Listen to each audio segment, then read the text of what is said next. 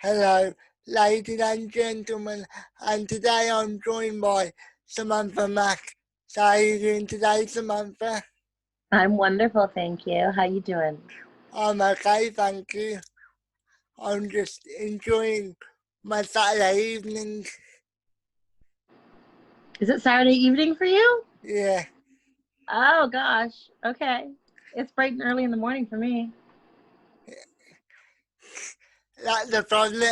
That's the problem when you're doing cross, cross the world stuff. It's a, it's a bit of a pain in the ass with the time, with the time difference. Yeah. So, so the first question is, how did you get into the porn industry? Well, more than 10 years ago, my girlfriend was shooting porn and she needed somebody with big boobs for one of her videos. So I stood in the background as the girl with big boobs.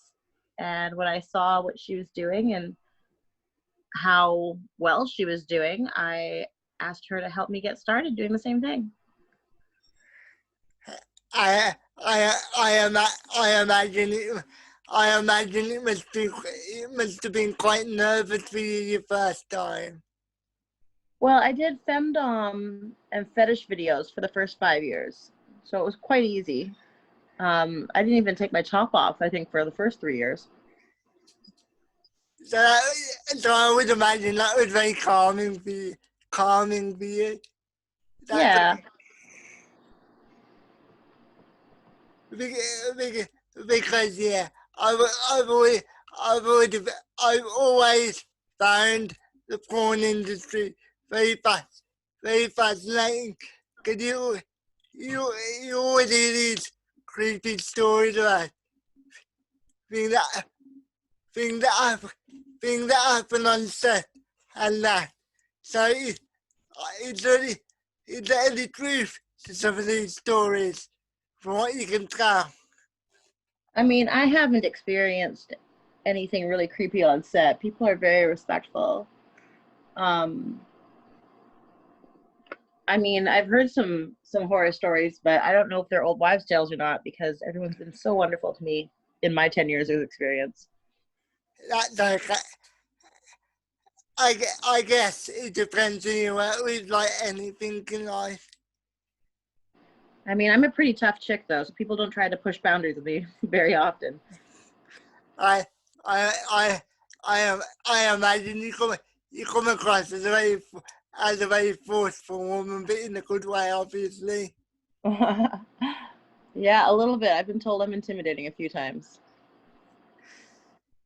So I saw recently you did like a documentary thing with Vogue, I think it was.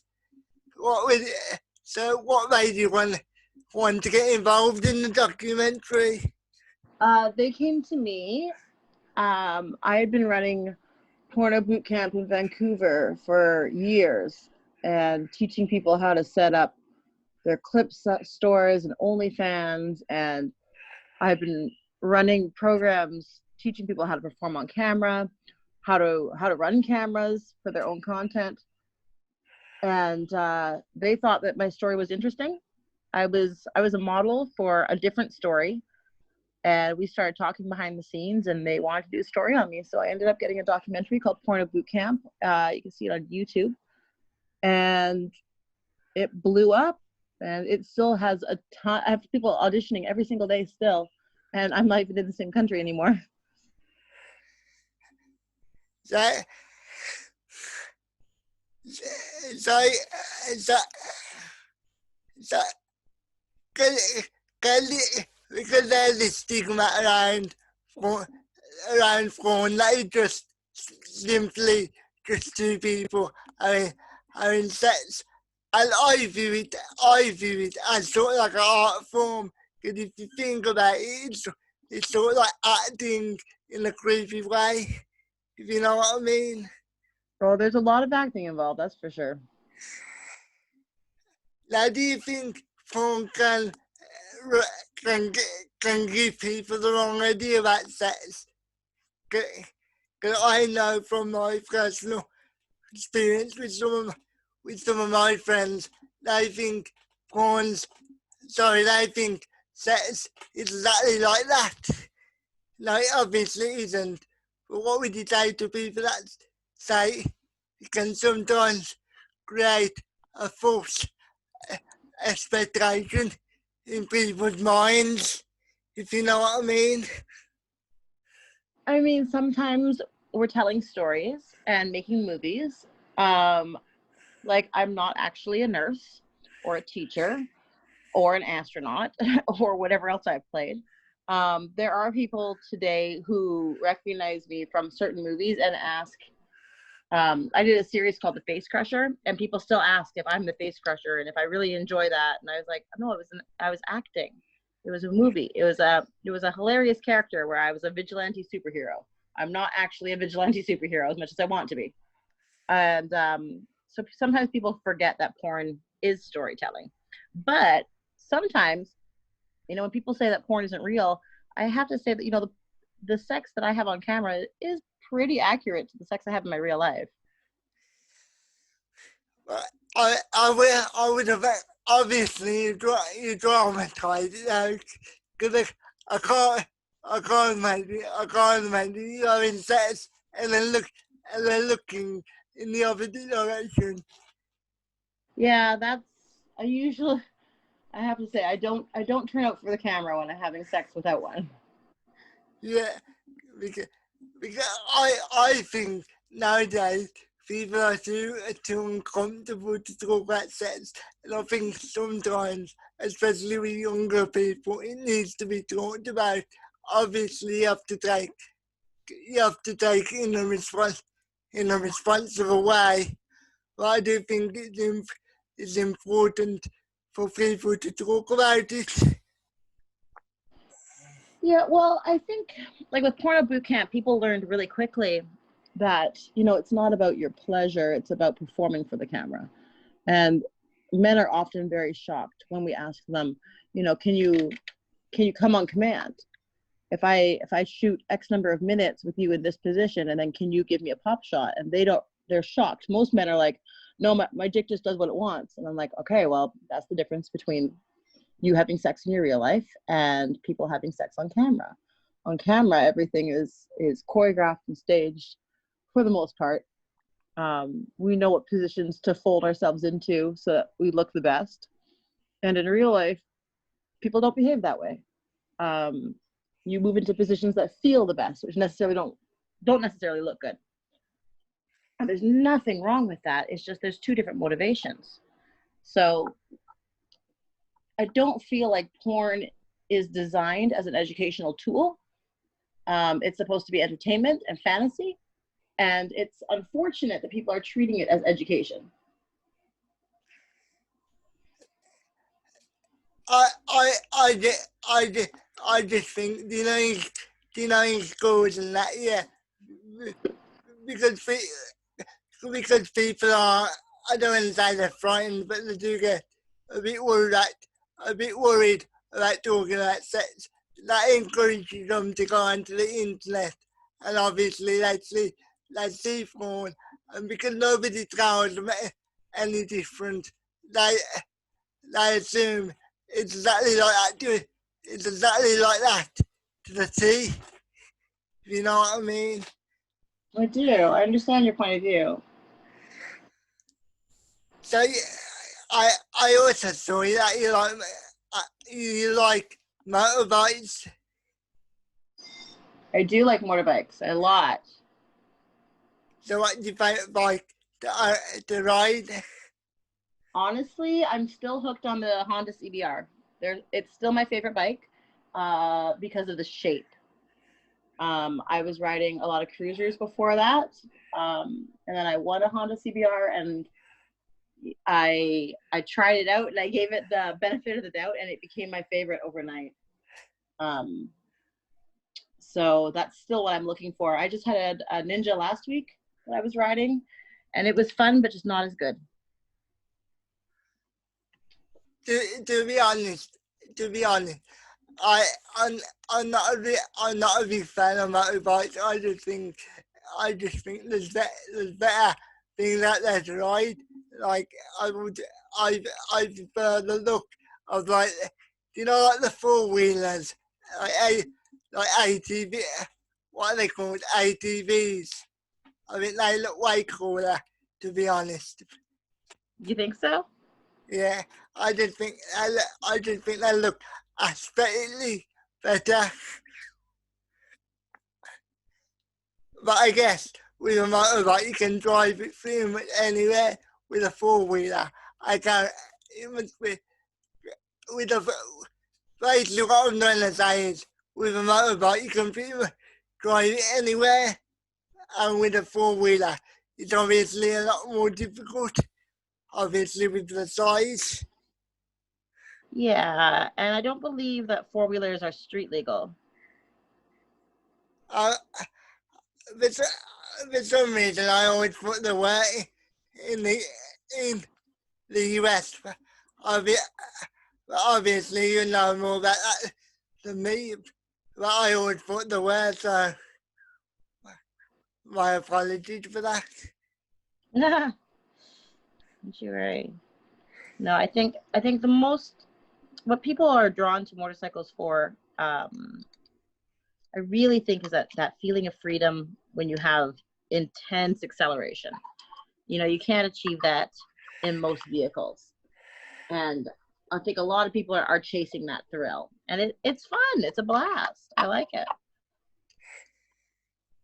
You have to focus on everything and nothing at the same time. You've got to clear your head so that you're focused, but then you also have to focus on absolutely everything, or you die.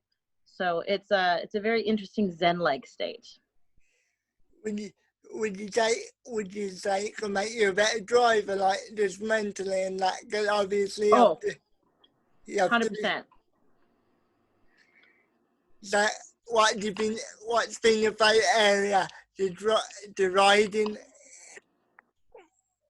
Um, I did a 7-hour trip around the sites of California, which was really amazing.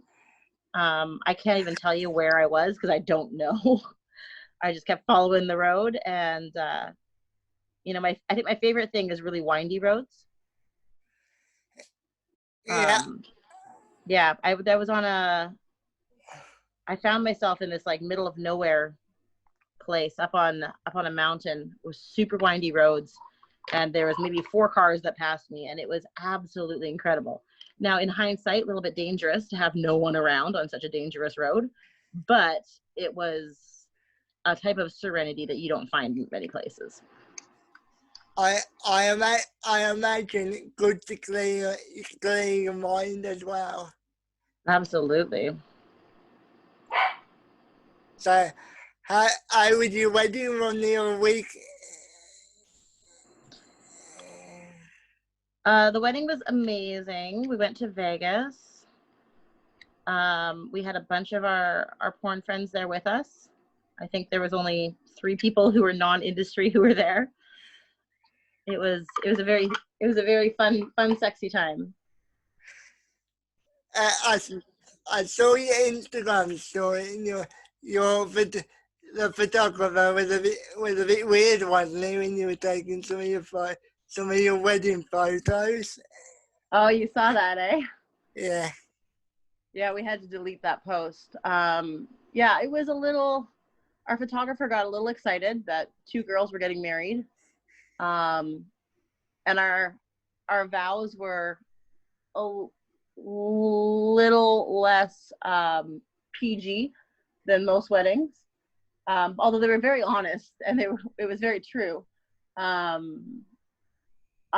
think our photographer was not prepared for how candid we were, and he got a little excited. And we work with a lot of photographers in porn, and we're very used to posing, and he was not from the same experience as us, so to say. So he got a little over eager, and it made us feel a little weird, the stuff he was asking us to do for the photos. So, but we talked to the company about it, and they talked to him, and he apologized, and and didn't know he was doing anything that would make us uncomfortable. And so we took down the post because they're not a bad company or anything. They just aren't from the same experience level that we are. Can I be honest with you? Yeah, I thought you should have contact, contact, contacted them before you did the post, to be honest. That was my initial thought, but you do what you think is best. You know, it just we talked to them directly, and then when we made the post, they got back to us right away. And so basically, I hope to get a proper response from them. So that's a good thing, I guess. Is that what you're saying? It all worked out in the end. I mean, no one was trying to upset anybody. At least you had a good weekend or a good week or whatever it was. It was really fun. It was everything you think a porn star wedding would be. So, do you know when you meet new people, yeah, and they don't know what you're doing, and then you tell them what they're doing, yeah, is it quite an awkward experience, or have you been doing it for so long where it just becomes, this is what I do, and then we move on? I mean, I don't hide anything, so I just tell people like it's part of the conversation and keep going. I will, because I know some people, as soon as you bring up the conversation of porn and stop becoming really creeped out by it.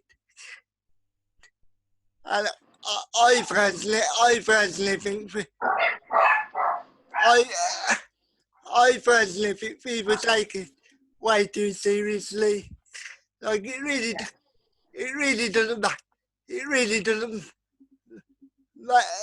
doesn't matter at the end of the day how long as the person that I'm talking to is a good person, if you know what I mean.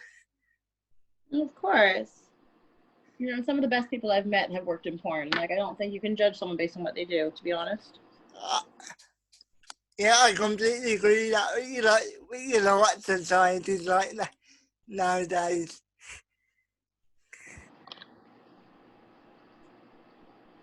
What was that? I think unfortunately the way society is nowadays, people are very judgmental. Yeah, I haven't experienced much of that because the group of people I surround myself with aren't like that. So I haven't experienced much judgment, to be honest, especially not in Canada. I know it's I imagine because you've done it for a multitude of years. Like when it comes up now, it's just like working in an office for you, basically. Oh, it really is.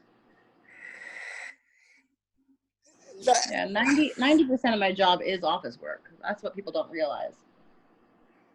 So what made you want to start your own thing and not really like work for anybody else or work for a company? I'm from Canada where there are no companies. So if you want to work, you have to make your own.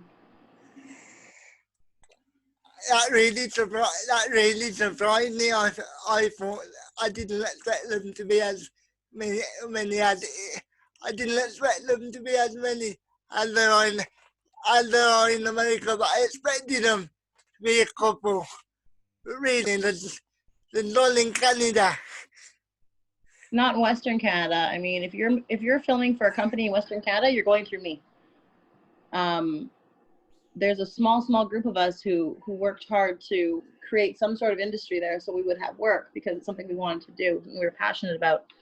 But there aren't, if you want to shoot for big companies, you can't. Western Canada is not the place to do it. There's no work. That really surprised me. I really thought Canada would be I don't want to say hotspot, but I did think there would be a lot of more companies there. Yeah, I mean Montreal, the East Coast has a few, but that's quite far from where I am. Is it just because of the location, or is it there's some other politics behind it that you don't want to get into? Well, I mean, 10, 15 years ago, there was a fairly good budding porn industry in Vancouver. But then the people who were running it did some things they shouldn't have done, and it closed and collapsed the entire industry in Vancouver. So I can imagine people will be hesitant to start it up again just because of the reputation just because of the reputation of the people that left would have had, and the stigma it would have left, if you know what I mean. I do, yeah. No, when the entertainment companies were shut down, about 15 years ago, that's who was running the game. So when they shut down, there was no one left to take it over, and nobody wanted to pick up their reputation. So it just dissolved. I, hopefully one day it can be as big as in the States, and even over here in England it's quite big, obviously not as big as it is in America, but I would say it's still quite decent over here in the UK. Yeah, well, we are trying. We brought a lot of virtual reality work to Vancouver. We're still currently shooting there. I work remotely quite often, but it's nothing like shooting out here. So, so in the 90s and the 80s, I assume it was very male orientated. And nowadays, is it still quite like that, or is it a good balance? Like when it I comes mean, to, sorry, when it comes to ownership of the companies. you know what? Women are really taking over right now. There's a big shift in the industry, and a lot of companies and sites are women run. Um, Even though the content is most often directed towards a male viewer, uh, the women who are in this industry want to be in it. The girls who are directing and producing and running companies aren't forced into it. They're working hard for that position. I would imagine I would imagine it's one of the only industries where you can say females truly dominate the industry in terms of the quality of the content. Let's be honest, not many. I have I have I have met many women that watch porn. It's predominantly guys, isn't it? Well, you know what? I think that is shifting as well. I noticed that I have quite a large female following now. I have a lot of couples following me personally, and so I think there's a shift in the behavioral patterns of viewing porn. I think it's becoming less and less taboo, and with increasing acceptability, it's increasing in popularity.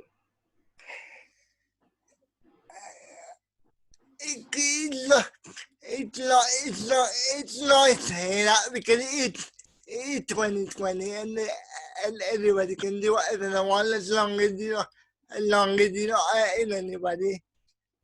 That's the way I look at it anyway. Absolutely.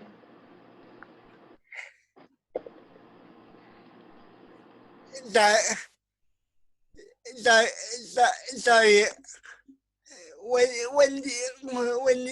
did you feel like in your mind I've arrived, so to speak, where you knew that you was actually quite good at what you do, if you know what I mean? Oh, I'm still waiting to feel that I'm good at what I do. I am. It's, you know what, you learn every day, and this industry evolves so quickly that what I was shooting last year is so different from what I shoot this year. I mean, my brand has changed so much, um, just by learning from the people around me. So I know I don't think that I have arrived. I think I'm doing a pretty good job of keeping my head afloat. But every time I'm on set with somebody with more or different experience than me, I'm learning so much that I didn't know the day before. So it's a constantly evolving industry, and that's what makes it exciting. What do you think? What do you think attracts people to you as a brand? Pardon me? Say it one more time. I said, what do you think? What do you what do you think attracts people to you as a brand? Like, why do people follow you? Apart from the obvious. I mean, my following started 10 years ago when I was doing femdom content. People wanted me to own their dicks and to tell them what to do and how to behave and, you know, give them punishment when necessary. And it was very fun. It was a fun game of cat and mouse, and I still do that quite often. But now my brand has shifted a little bit where I'm on both sides of the table now. So I've shot a lot more content from the other perspective as well, and my fans seem to love it, but they're not loving it the same way that you do a blanket video. They're fascinated that somebody out there could make could have whatever special power it is required to make their goddess Samantha submit to them. They're fascinated that myself being a strong character for over a decade is, you know, capitulating to the needs of somebody else all of a sudden, and they don't want to be that man. They are in awe of that man or woman, and so it's a much different fantasy than you would expect from that type of behavior. So so yeah, it's been interesting. It's a complete 180 for what I'm used to shooting. I meant it in terms of, because there's certain people that will be before social media took off, and then they struggle to really develop like a social media presence. So apart from the fact that you do porn, what do you think attracted people to your Twitter page and to your Instagram page? Was it just simply that, or was it your personality, do you think? I mean, I had a lot of followers long before Twitter and Instagram showed up. I mean, I was doing well before MySpace was even a thing, so I'm old. Social media definitely helped.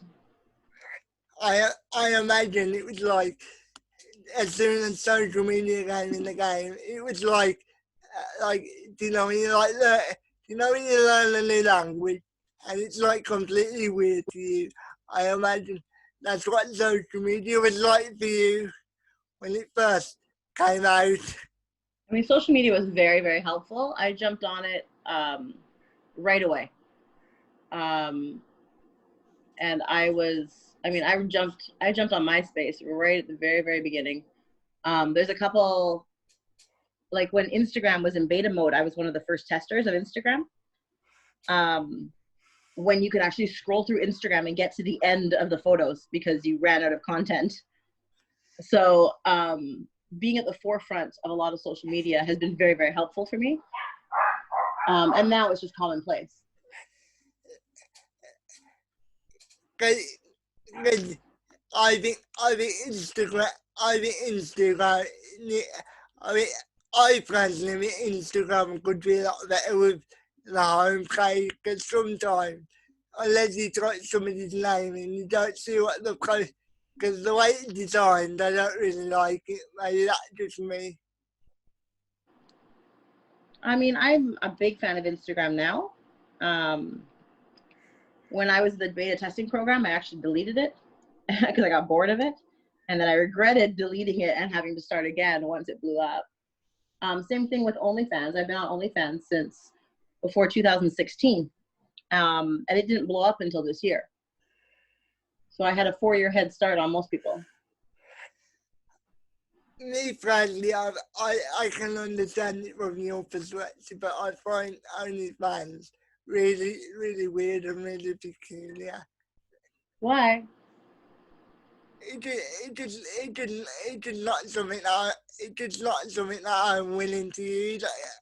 Obviously, I got no problem with other people using it, of course, but I just don't feel like I will get any enjoyment out of using it, Do you understand what I mean? Oh, that's a shame. No, I'm probably on OnlyFans more than any other platform. I send good morning messages every morning. I send personalized messages throughout the day. I tell people about my real life as well as porn advertisements. Like yesterday, I got a parking ticket and I complained about it on OnlyFans and talked to my fans about it. You don't get that kind of one-on-one interaction anywhere else. Maybe just the one thing I would say is a downside to me. You know, when it comes to setting up accounts, I'm probably the most laziest person when it comes to setting up accounts. So that's probably part of the reason why Well, you're missing out, I'll tell you that much. I'll have to look into it. Yeah, it's a good time. I mean, it doesn't matter where I am, I'm constantly checking my OnlyFans, constantly staying in direct contact with people who are my most loyal fans. You you advertise like the Simpsons sort of avatar like that. Like that design.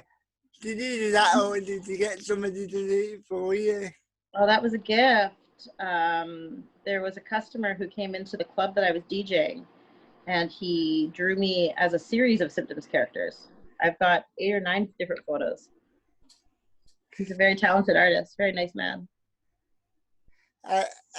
Has he got any social media that we can follow him on, or is he like somebody that draws it and then it gives it to people? I believe his is called Simpsonized Pop. But wherever it is on my Instagram, he's tagged in it. Okay, I'll have to look and then I'll let the guys know. So if they want to go and see any of his work, they can do. Yeah, he's very, very talented, very sweet fellow. Very generous with his talents. So have you always been interested in DJing or performing music? Because I know you do. I know you do some singing as well. I do, yeah. So I've sung on a couple albums. I've written a couple albums. I was in Much Music covers competition. It was sponsored by Coca-Cola, but that was a long time ago. I've got a couple songs on my YouTube channel from back in the day that I wrote and produced. But I don't sing much anymore. I've thrashed my voice in my throat so much that I don't sound like I used to. Was it hard to get any credibility, obviously, because of the porn stuff, or were people really receptive to you, or people like say you don't belong here, go back to porn, or whatever people say. Oh, I don't think anyone would ever have the balls to say that to me. You come across like a sort of person, if anybody did say that to you, if love of the man, yeah, you would kick them in the balls anyway. I just, I don't have people being disrespectful to me very often. And for people to I think that mindset just isn't in the environment that I live in. I'm very lucky to live where I do and to be surrounded by the people I am, because I have a lot of support, especially even in my neighborhood. My neighbors, like, I don't keep what I do a secret, and no one I know disrespects me for it. And I think that's really the way it should be. And I feel bad for people who have to hide their business. I can never that you seem like a very respectful person. You seem like a very respectful person. Like you seem like just like a normal a normal a normal woman. Sorry, that does porn. Like because I know sometimes people can be You know what? Forget. I completely forgot what I was gonna say. My apologies. Uh-huh. That happens.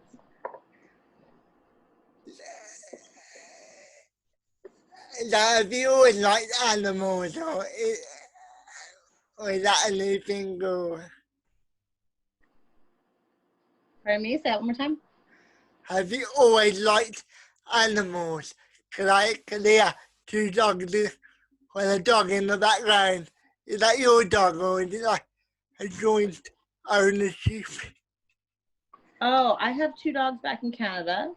My wife has 2 dogs here, but yeah, no, I'm a big dog lover. What's your favourite breed of dog to own, or doesn't that bother you? Eventually. Yeah, right now everything's very difficult with the border being closed, but when life goes back to normal, I'll bring my dogs down. I said, what's your favourite breed to own? Have you Pit got? bulls, Say that again. Sorry. pit bulls and Rottweilers. That sounds like a very interesting dog to own. Dog to Yeah, own. I like them big and tough. Uh, in a respectful way, a lot like you. Then like you seem like a very tough woman. I'm known to be tough, that's for sure. I assume in your industry you have to be mentally tough, don't you? Because otherwise, I can imagine people take advantage of you if you're not mentally tuned tuned in, so to speak. Yeah, I've I've heard those rumors, but once again, like nobody has ever. Are you still there?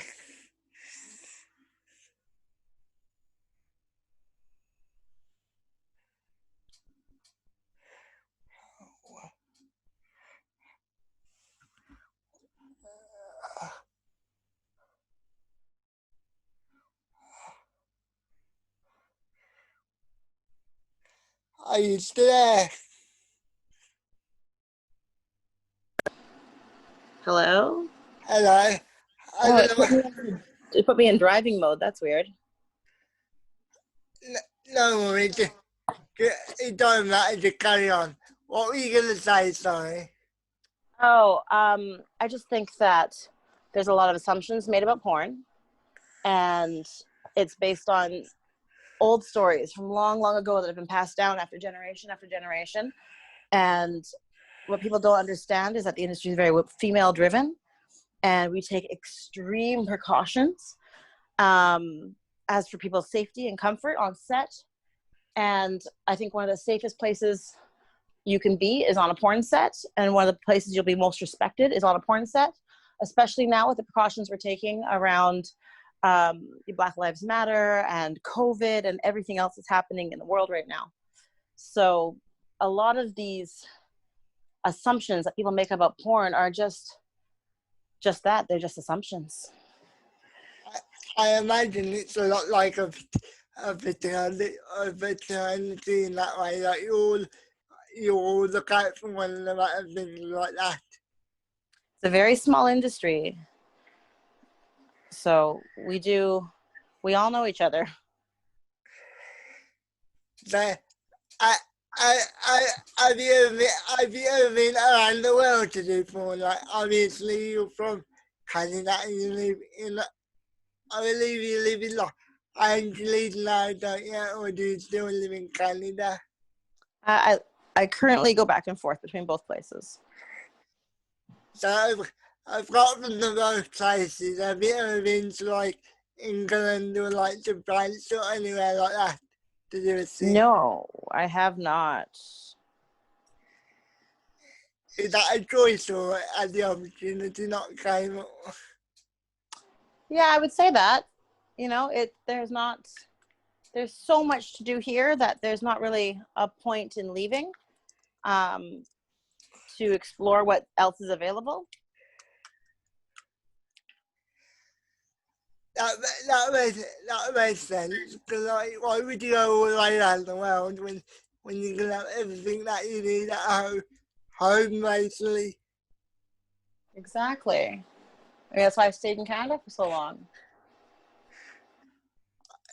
I would assume if you keep going to different countries, then you have to rebuild your reputation up in that country, and it seems like a lot of hard work when you already have an established brand in Yes. in a set country.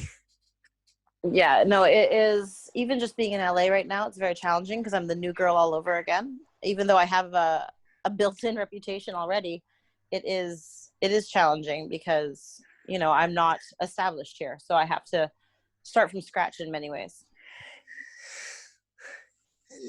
Obviously, you seem like a very humble person. Have you ever come into contact with somebody that isn't humble and that is very arrogant, and they completely ruin the set for you guys and you girls, or or not really? I mean, never a performer, no. That, I I get. I find So sometimes depending on who you're shooting for, sometimes the financiers can be a little bit excited, and their energy can kind of throw you off. But it's because, once again, they're making assumptions about what they think porn is, and then when they get to set, they don't realize it's very businesslike. But no, I've never met an arrogant performer that ruined the scene. that's very surprising because as somebody that's not in the industry, it does seem like to me that it could potentially be a very arrogant industry. No, I don't think so.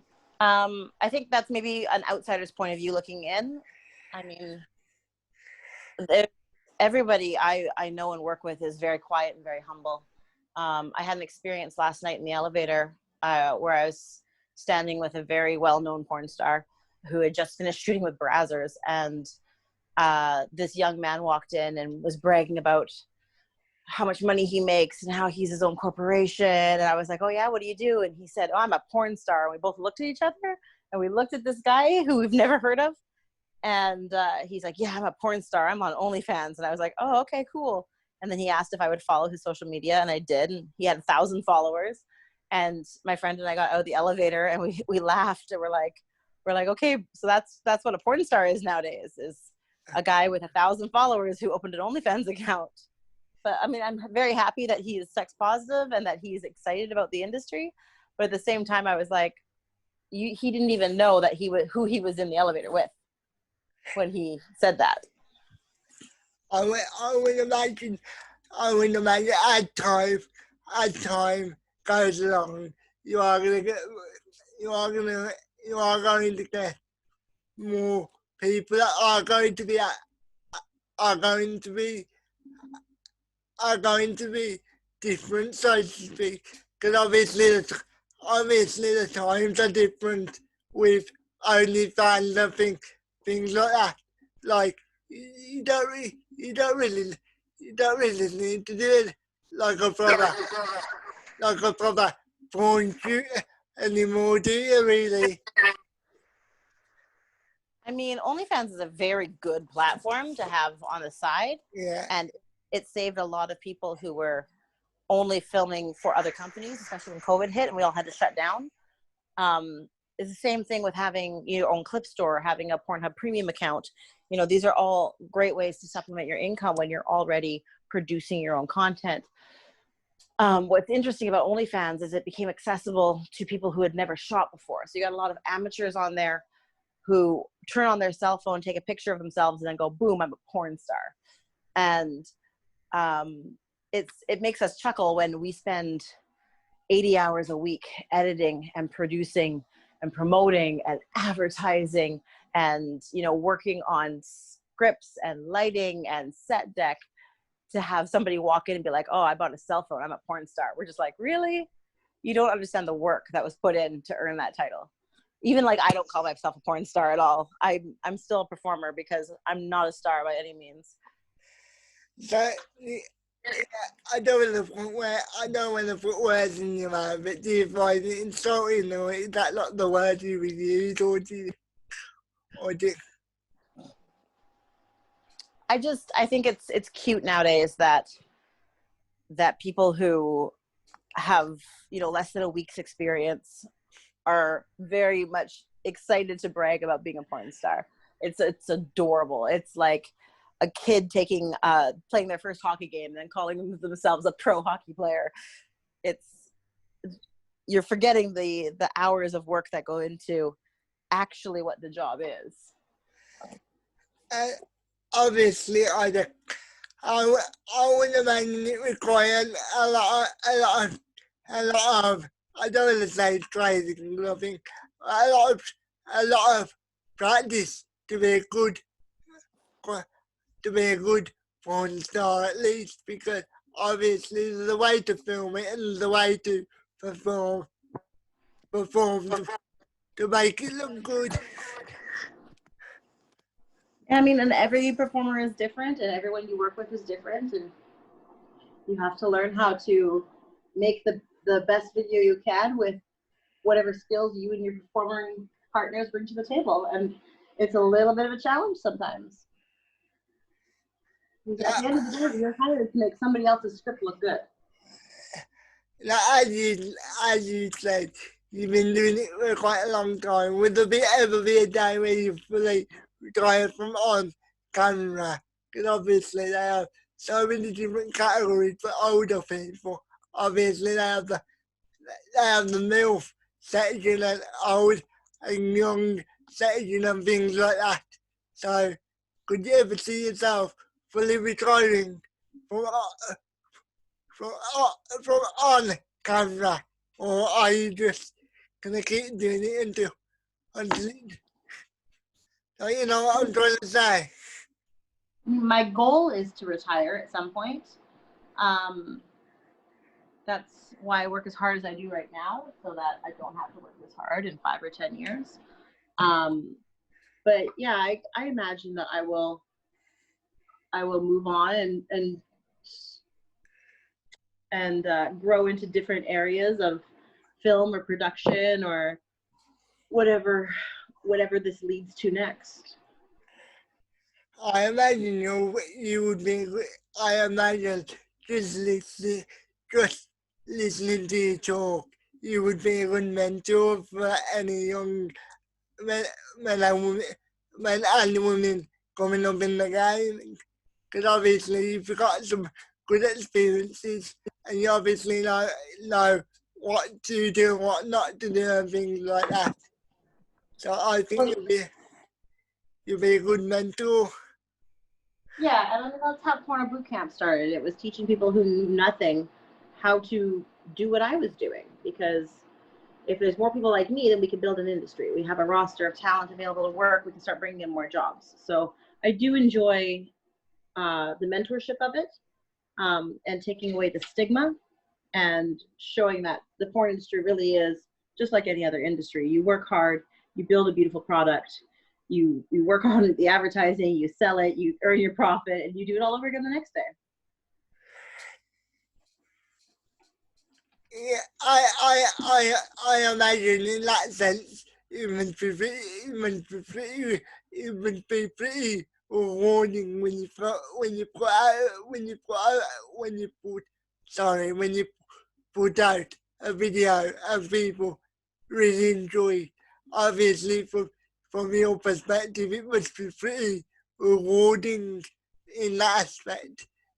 It's like do you know an actress or an actor put out a good film and people really enjoy it. I assume that's what it must be like when you put out a good scene and people really enjoy it. Yeah, when you work hard on something, like I just made a feature, and as soon as it's released, I can't wait to share it with everyone because I spent months building this movie and trying to add elements that people would like and enjoy and do things that hadn't necessarily been done on this style of film before.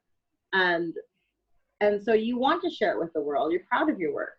You know, I did a a new position the other day that I thought was hilarious. I had my leg way up in the air, and the first thing I did was share it on Twitter and be like, "Oh my God, guys, look at what I did! I didn't know my body could bend this way." Like, you know, as we grow and evolve, and as the technology changes, and as our partners change, our abilities change, you know, we like what we do, and we're proud of what we do.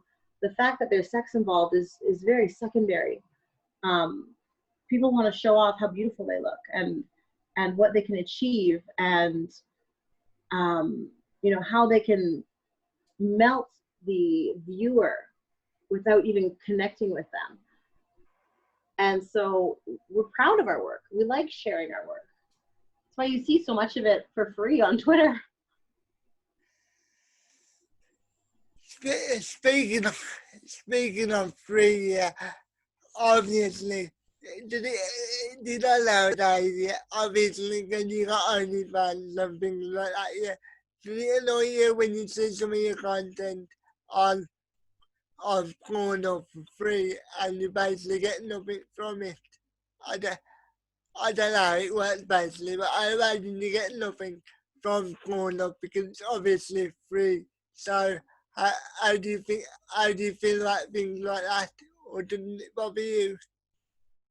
I mean, I have a company that searches for my content constantly, and I think last month I sent out letters threatening to sue 22 people for stolen content. So, I mean, we battle that every day. It's part of the job. We have companies that take care of it for us on our behalf. Piracy sucks, and there's a lot of miscommunication. There's companies out there in different countries who think that they're promoting us by showing our content, you know, instead of redirecting content. So sometimes we're able to have conversations with these people and tell them how to behave, you know, how to redirect to our website so they're not stealing from us. But a lot of times I've met people from other countries who just don't know better. They think that they're making this beautiful website to tribute to us. Meanwhile, they're just giving away our videos for free. They just don't know better. So sometimes we're able to communicate and fix the problem, and other times we have to shut them down completely. So it's all about education, really, isn't it? Like,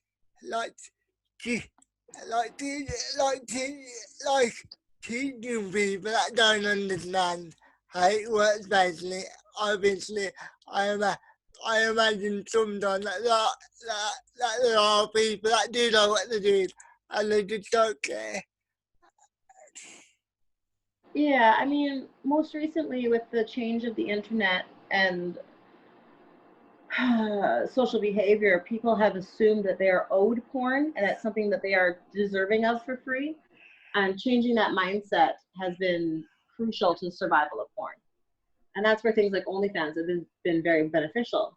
People are paying a monthly membership to see content. You know, they're paying for custom videos. They're paying for interaction again on a digital platform. And that's been so helpful in helping us push forward the industry. Because there shouldn't be 4 porn stars. That shouldn't happen. People shouldn't be robbed of their products. The amount of people that watch it, yeah, you guys and girls should be more timely to the amount of people that watch it on a daily basis. In reality, I mean, there will always be more people that know me than I know them, and that's the joy of putting yourself on the internet.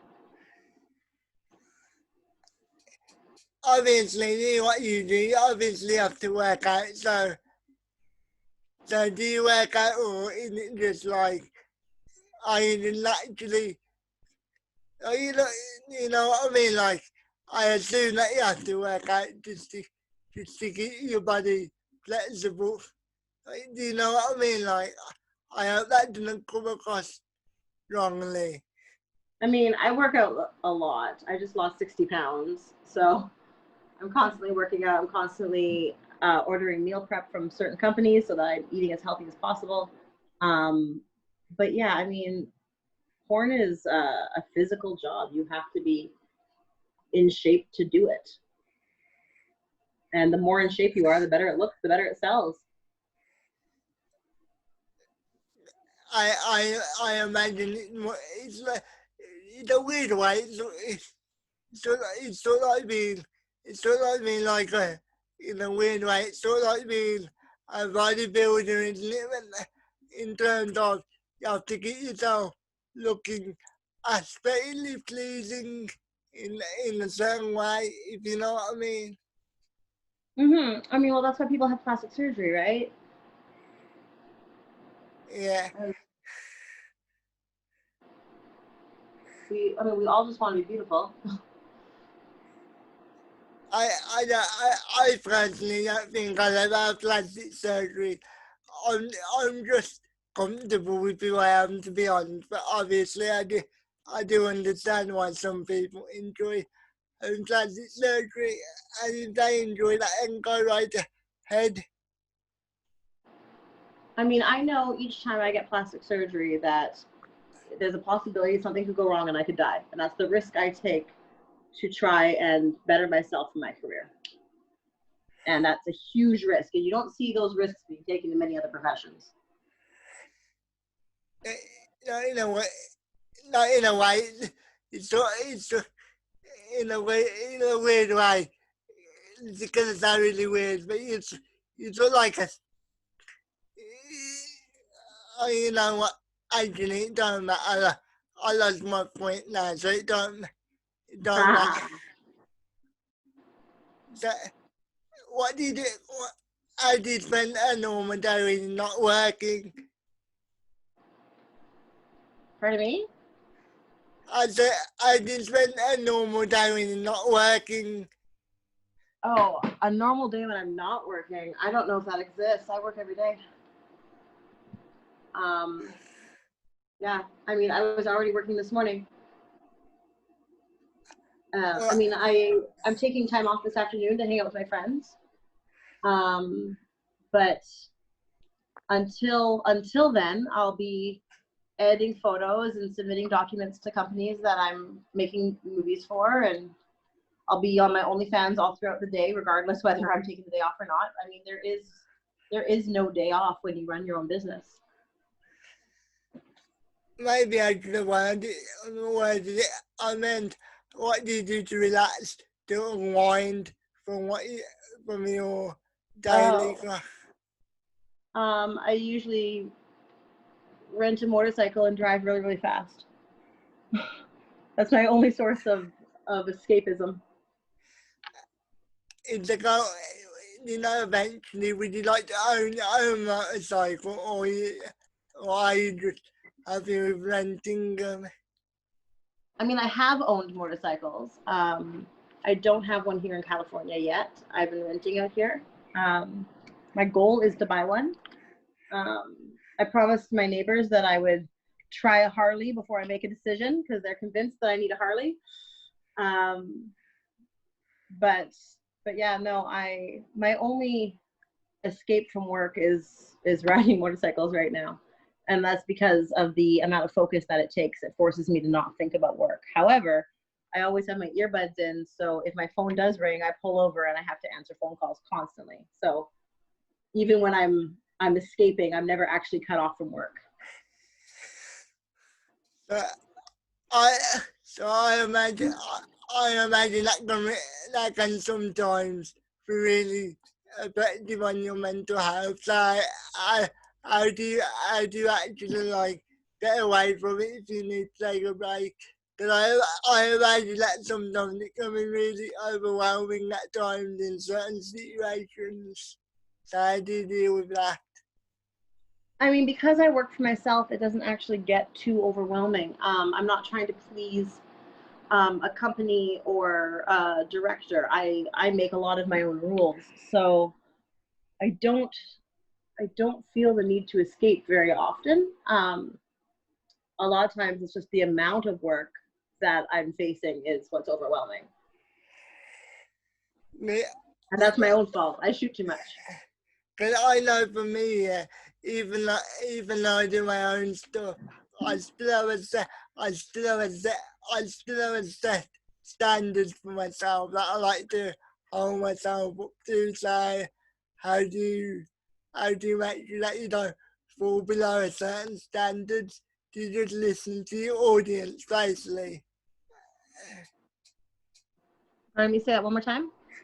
I said, for me personally, I have my own set standards that I like to hold up to. So how do you hold up to your own set of standards? How do I hold up to my own set of standards? I mean, I just choose what I want to do and I do it. I don't get told what to do very often. Like, what I mean is, do you listen to the audience or what they want to see, or do you have your own set of planning motion and then you go for it? Or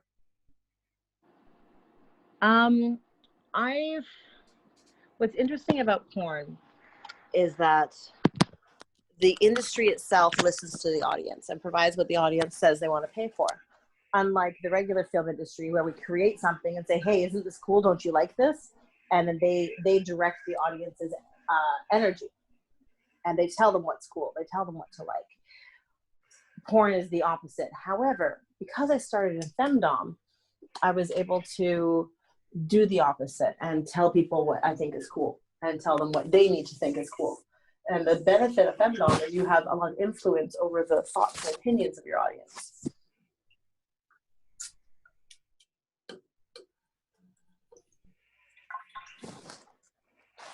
Did I mute you again?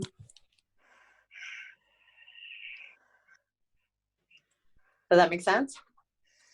yes, yeah, that does make complete sense. When you think like it, that does make actual sense, because at the end of the day, the fans or the audience are the most important part of what you do. Because without the audience, you got no career. You got no career, have you really? So yeah. Mm-hmm. So communication with your audience really is key. Because in certain industries, the audience can get ignored quite a lot. So yeah. I just found that quite interesting, because I always thought that you guys had a set storyline in your mind, and then you just went with that. I don't know why I thought that, because that sounds pretty stupid, but that's what I thought. So thank you for clearing that up. Hey, you're welcome. So just a couple more questions. So who's your favourite person to work with in the industry, like male or female? It's up to you, whatever you want to say. I mean, obviously my wife is my favorite. Jessie Lee's the best. She says, yay, from the other room.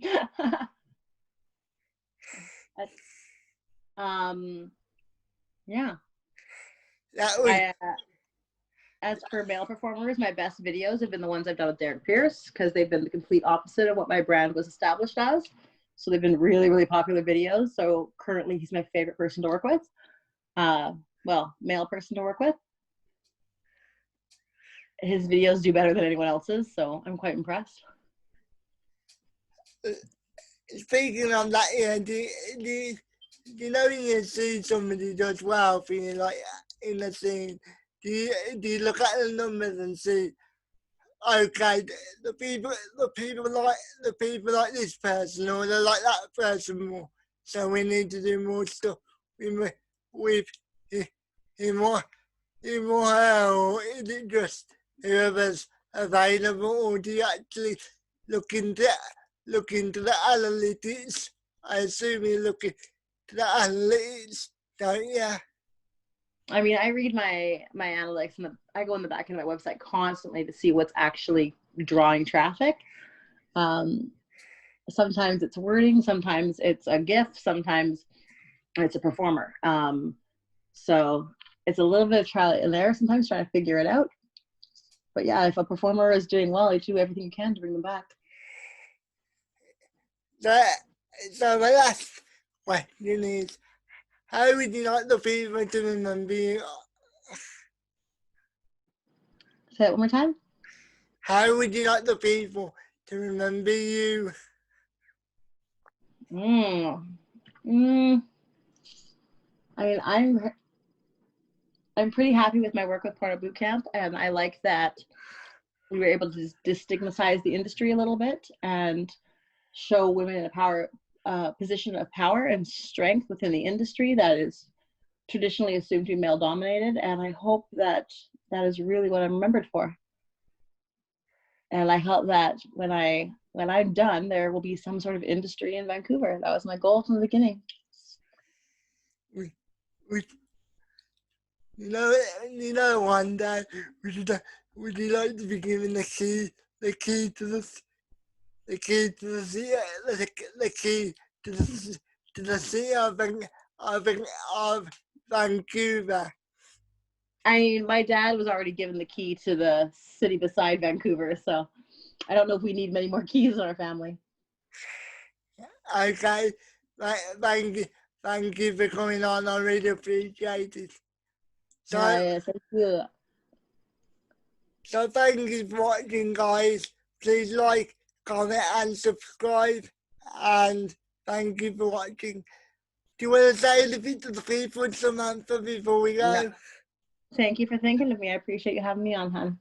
It's okay. See you later, guys.